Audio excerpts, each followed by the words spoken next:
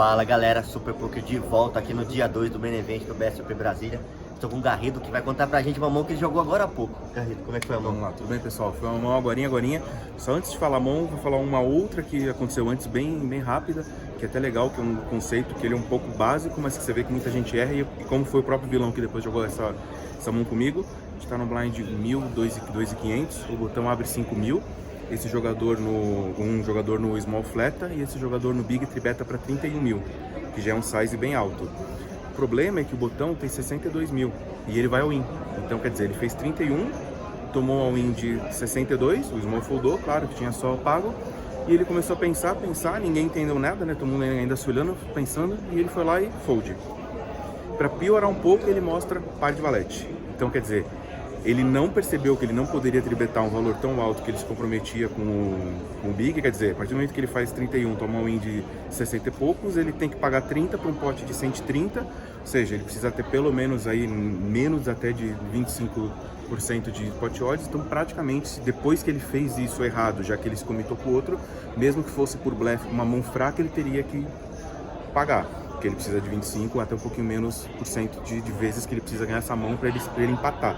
A partir do momento que ele tem vala-vala, que ele pode muito bem estar ganhando sim, que o vilão pode fazer isso com par de 10, com par de 9, muitas vezes com mais de reis e dama, que é um coin flip, quer dizer, é um fold completamente errado, levando em conta a pot odds, ele estava grande,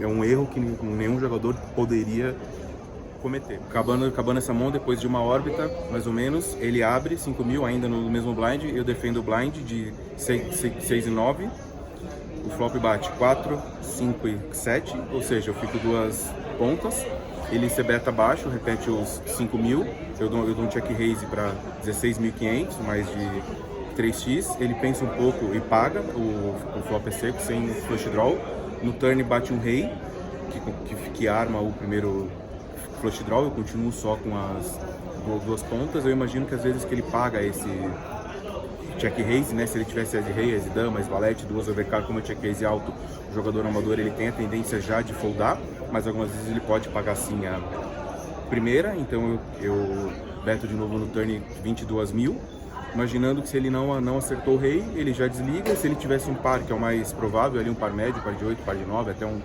par de 10, pode ser que ele já fold agora, ele pensa tempo até razoável e demora bem e dá o call. Na hora que ele paga, eu penso que se ele tiver realmente o rei, se ele tiver size rei, dama, a chance dele voltar e querer encerrar a mão ali, pelo jeito que eu já vinha vendo ele jogando, era muito grande. Então fica ainda mais claro para mim que ele deve ter um par mesmo, um par de mão, par de 8, par de 9, par de 10, de repente algumas vezes ter acertado um rei, mas um rei mais fraco, rei 10, rei de valete. No river bate um 2, que completa o flush. Então fica muito fácil para mim a decisão, quer dizer, eu tenho um pote que já está grande com umas 80.000, o stack, né, deep desde o início, eu acabo tendo umas 100.000 para trás.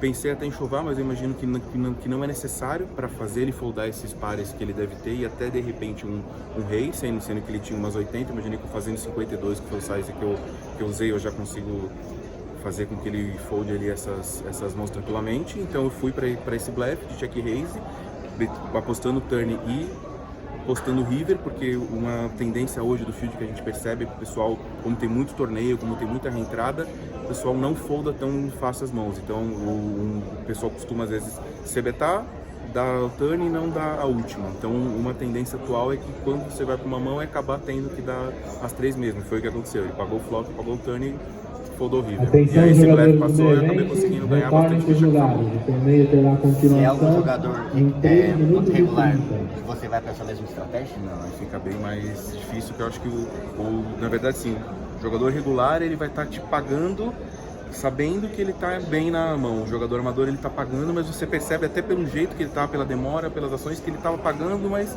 com medo, rezando que se desse check ele dava insta check, ele queria chegar no river barato. Então eu precisei fazer um size, né, deixar um pote um pouco caro para que conseguisse fazer ele foldar no river. É isso aí galera, mais tarde voltamos com mais informações aqui no BSOP Brasil.